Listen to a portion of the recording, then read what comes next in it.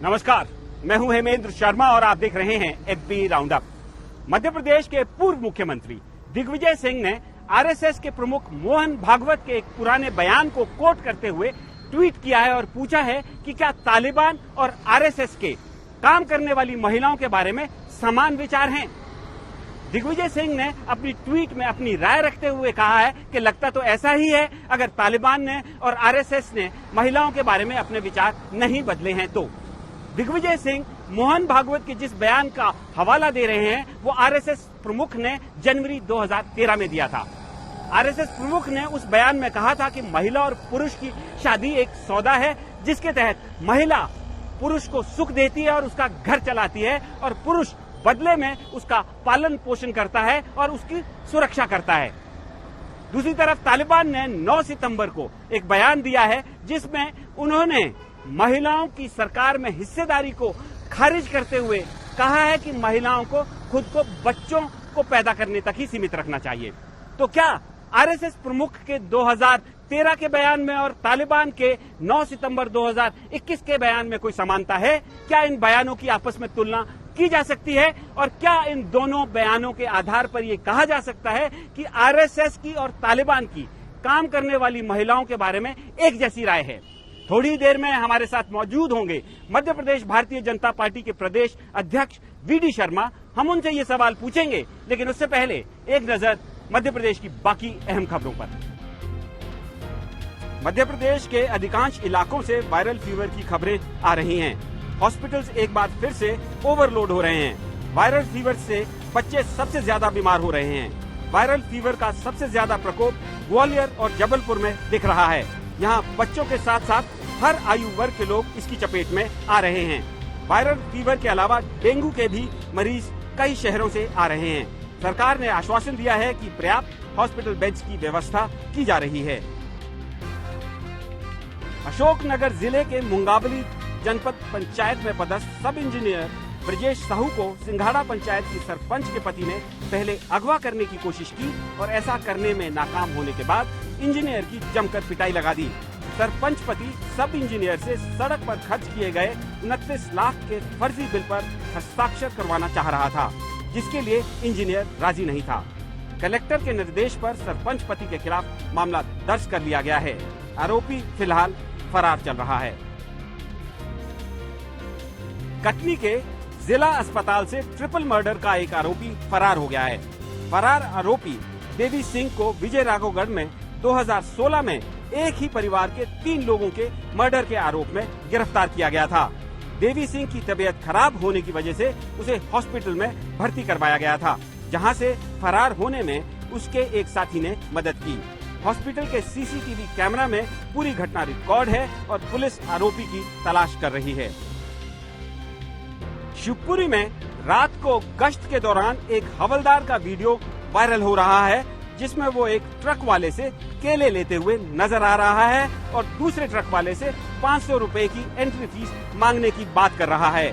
हवलदार भगवान लाल जाटव को जिले के एसपी ने सस्पेंड कर दिया है और मामले की जांच शुरू कर दी है।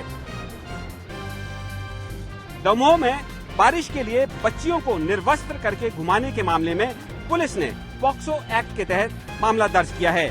मामला 8 महिलाओं के खिलाफ दर्ज किया गया है, जिनमें से 6 महिलाएं नामजद हैं। बारिश न होने की वजह से एक टोटके के तहत इन महिलाओं ने बच्चियों को बनिया गांव में 5 तारीख को निर्वस्त्र करके घुमाया था। घटना का वीडियो वायरल होने के बाद शासन हरकत में आया है। और अब बारी मध्य प्रदेश के पूर्व मुख्यमंत्री दिग्विजय सिंह द्वारा तालिबान और आरएसएस की तुलना की। हमारे साथ इस समय मौजूद हैं मध्य प्रदेश के प्रदेश भारतीय जनता पार्टी के अध्यक्ष वीडी शर्मा साहब। सर, आपका सबसे पहले स्वागत है एमपी तक पर। सर, जनवरी 2013 में आरएसएस प्रमुख मोहन भागवत जी का एक बयान आया था। उसमें उन्होंने कहा था कि जो पुरुष और महिला के बीच शादी का जो रिश्ता है वो एक सौदा है।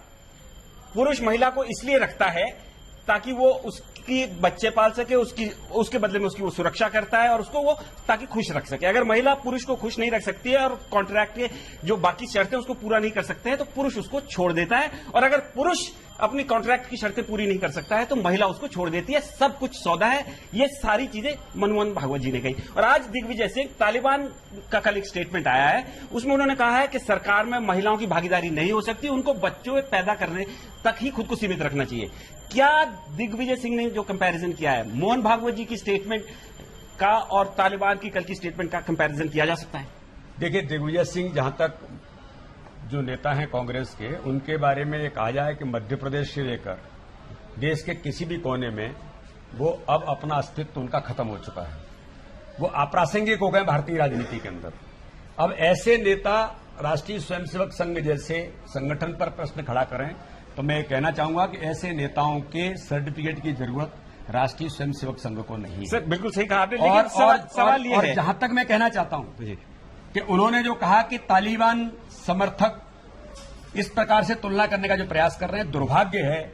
दिग्विजय सिंह जी से मैं पूछना चाहता हूं, या तो उनकी आंख बंद है या कान बंद है, या मुझे लगता है कि जो मैंने कहा कि अप्रासंगिक हो गए तो कुछ देखते ही नहीं है वो। सर, लेकिन महिलाओं के बारे में लेकिन मैं पूछना चाहता हूं जी, भारतीय जनता पार्टी की सरकार माननीय प्रधानमंत्री नरेंद्र मोदी जी के नेतृत्व में जी, आज इस देश के अंदर प्रधानमंत्री नरेंद्र मोदी जी ने अपने मंत्रिमंडल के गठन में 11 कैबिनेट महिलाओं को मंत्री बनाया है।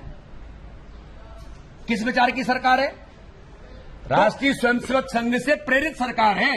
माननीय नरेंद्र मोदी जी राष्ट्रीय स्वयंसेवक संघ से प्रेरित प्रधानमंत्री हैं। वो अपने कैबिनेट के अंदर 11 महिलाओं को कैबिनेट का मंत्री बनाते हैं। क्या दिग्विजय सिंह को दिखाई नहीं देता सर? या दिग्विजय सिंह को सुनाई नहीं देता? ऐसे जो नेता हैं ये झूठ, छल, कपट, और मैं तो ऐसा मानता हूं कि दिग्विजय सिंह जैसे लोग शायद अंग्रेजी मानसिकता के और कुछ तत्व तो इनके अंदर भी विद्यमान हैं जो इस देश के अंदर फूट डाल करके राज करो की नीति पर ही काम करते रहे। सर, दिग्विजय सिंह ने एक सवाल अपने ट्वीट में एक और पूछा है कि क्या ये दोनों विचारधाराएं समान है, और उन्होंने कहा है कि हाँ, लगता ऐसा ही है अगर अनलेस इन दोनों ने अपनी विचार बदल दिए। मोहन भागवत जी ने महिलाओं के बारे में जो कहा था वो तो कहा था, तो क्या वो बदल गया है? देखिए, राष्ट्रीय स्वयंसेवक संघ इस देश के अंदर, इस दुनिया का सबसे बड़ा सामाजिक और सांस्कृतिक संगठन है।